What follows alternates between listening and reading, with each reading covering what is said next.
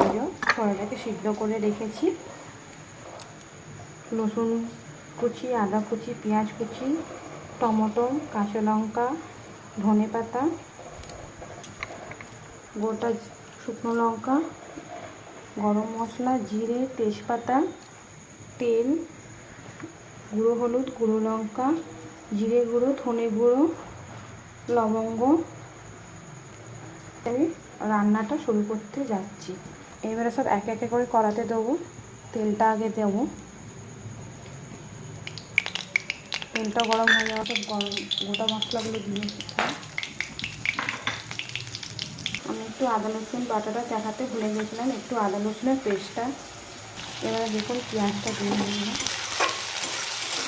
এটা একটু ফ্রাই হয়ে যাবে। নেক্সট ভিডিওটা দেখার জন্য লাইক আর সাবস্ক্রাইব করুন।